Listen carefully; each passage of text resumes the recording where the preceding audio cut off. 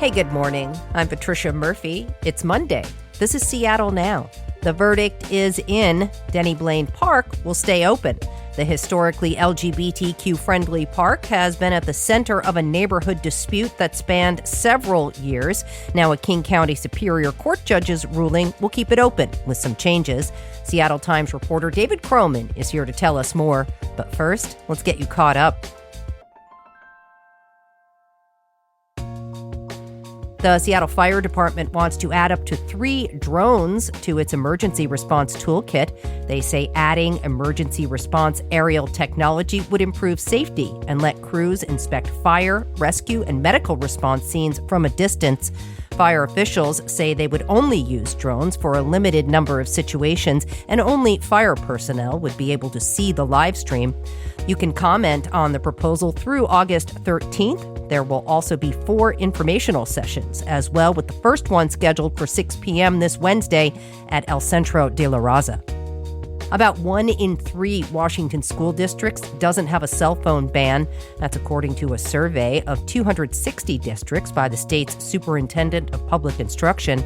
A majority of Washington districts that do have policies report class disruptions have decreased, and about half said the limits have boosted student engagement. Superintendent Chris Rakedall is pushing for Washington to adopt a statewide all-day ban on most cell phone use, and Governor Bob Ferguson is backing a similar bill. And a new study finds that Hispanic Washington homeowners pay higher insurance costs. In fact, according to the Seattle Times, our state has one of the country's worst gaps between white and Hispanic homeowners. Homeowners in predominantly Hispanic zip codes paid 18% more here. The Washington State Office of the Insurance Commissioner said in a statement it's deeply concerned about the report's findings. We're back with more headlines on tonight's episode of Seattle Now.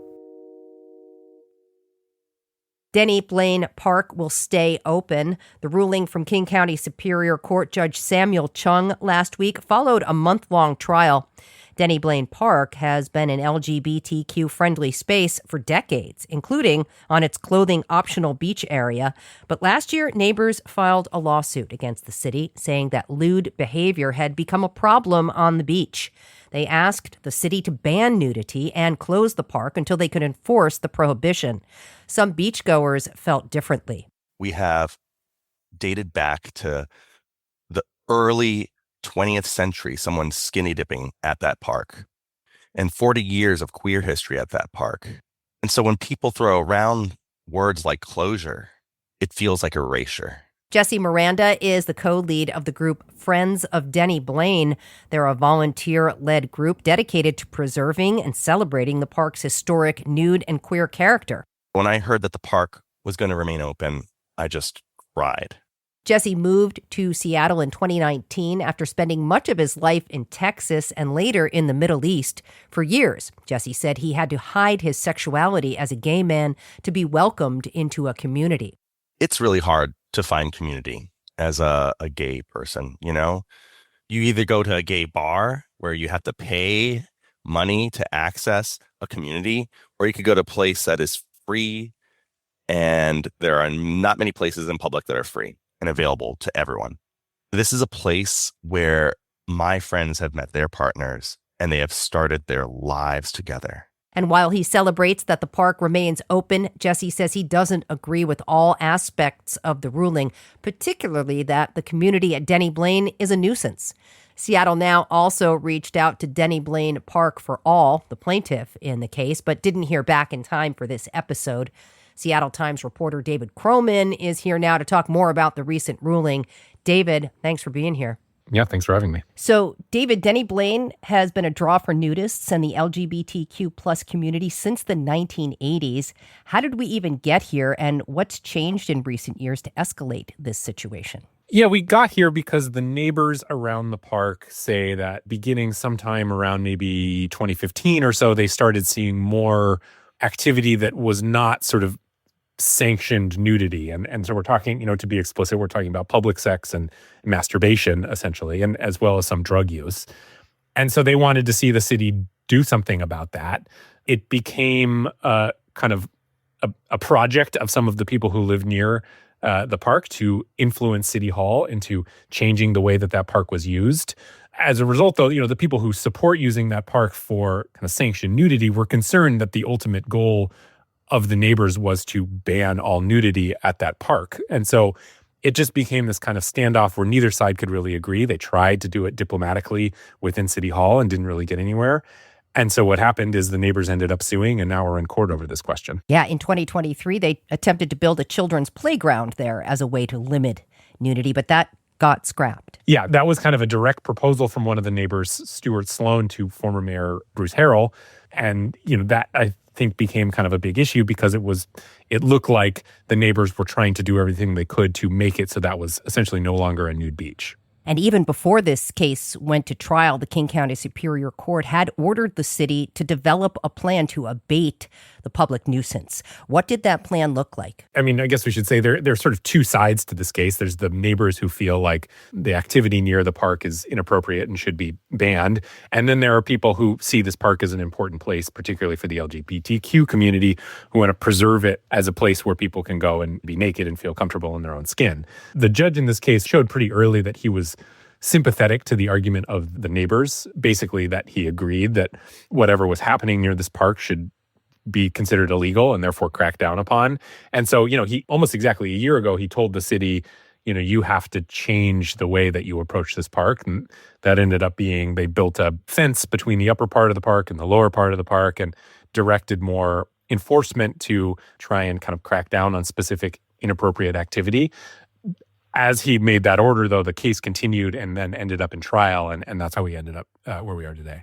Okay, what did Judge Samuel Chung write in his decision? Yeah, so, I mean, on the surface, he essentially agreed with the neighbors on all of their arguments because they were saying, look, the activity that is happening there is not just the sort of standard legal nudity or people suntanning or whatever. We're seeing more kind of egregious and, quote, lewd behavior, and therefore we think it should be deemed a public nuisance. He said, I agree with that. I side with all of your arguments.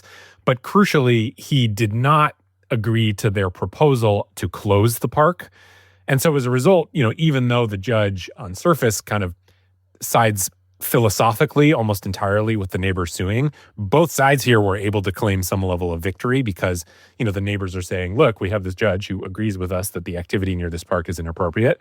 And then the city and the people who supported how the park is being used said, this is a victory for us because he said the park should stay open and people can still go there and be naked. Yeah, we did. We heard from friends of Denny Blaine at the top there, David. Did you speak with the plaintiff in this fight, Denny Blaine for All? I didn't have direct communication with them, but they did have a communications person who's doing a lot of their communications for them. And the judge said, city, you have to continue to try and clean up the activity around this park. They're saying, we appreciate that he's saying that, and we're going to try and hold the city accountable and make sure they actually follow through on that.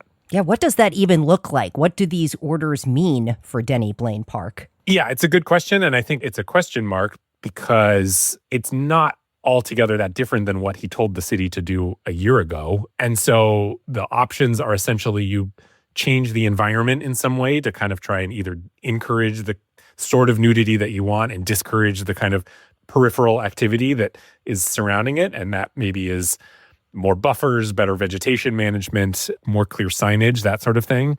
And then the other piece is enforcement. And the judge is saying basically, hey, you city, you need to devote more staff to this and make sure that whatever illegal activity is happening there is no longer allowed to happen. We started this conversation by talking about how long this nude beach has been there, how long it's been a part of the LGBTQ plus community.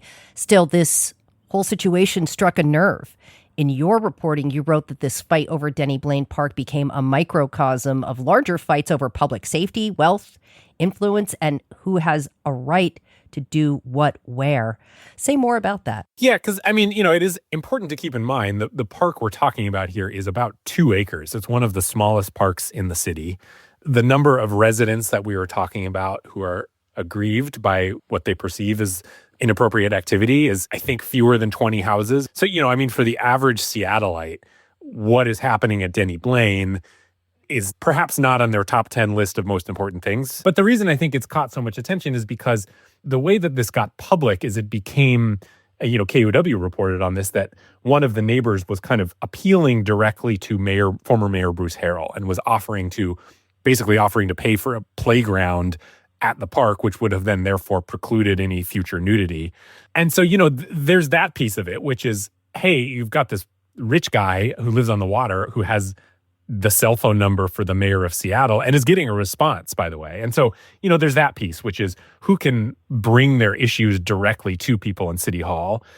And then, the fact that this park has a history and significance to the LGBTQ community, and I would say particularly the transgender community in more recent years, at a time when there was a lot of national conversation around LGBTQ rights and particularly transgender rights, and where there are or aren't safe places for transgender people to be. And so that is another layer here of significance.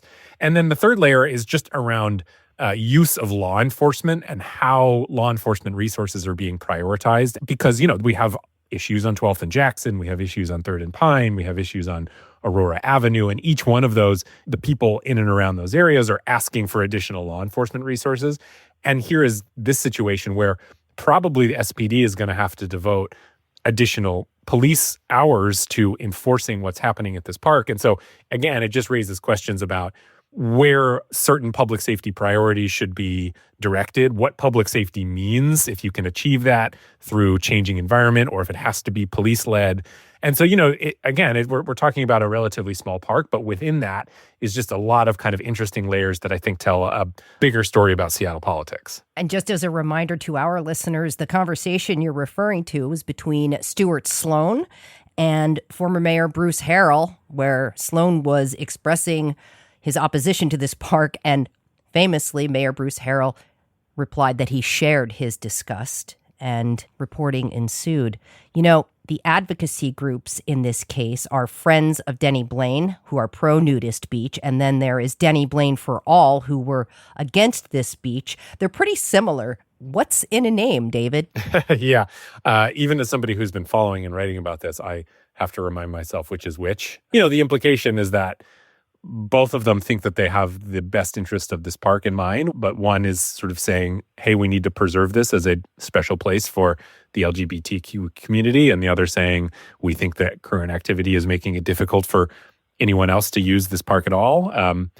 And so when two different interest groups think they have the best interest of a particular place in mind, it can lead to kind of drawn and protracted conflict like this one. So is this settled? What are you hearing? What's next here? I think because both sides see this as a win, I don't think there were going to be any appeals, though I suppose if the neighbors really, really want to see this park closed, they could elevate it to appeals court. I don't exactly know how that would work, considering the judge did essentially side with them on this.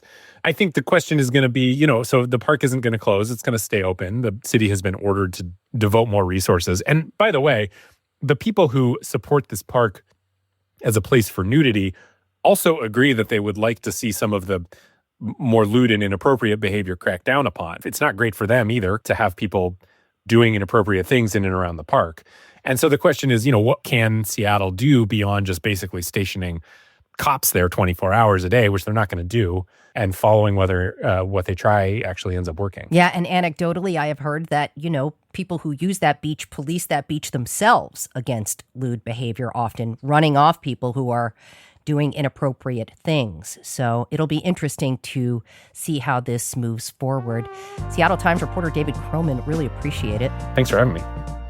Thanks for listening to Seattle Now. Take a moment to rate and review the show in your podcast app. And before we go, a quick question. This week, we're asking you, have you changed how you eat because of the cyclospora outbreak? Tell us how. Share your answers in the KUOW app. Open the menu and select Talk to Us. More at kuow.org/question. Today's episode was produced by Jonathan Chang. It was edited by Caroline Chamberlain Gomez. Our production team also includes Vaughn Jones, Andy Hurst, Brooklyn Jamerson Flowers, and Paige Browning. Greg Kramer does our theme music. Seattle Now and KUOW Public Radio are members of the NPR network. I'm Patricia Murphy. Talk to you tonight for Evening Headlines.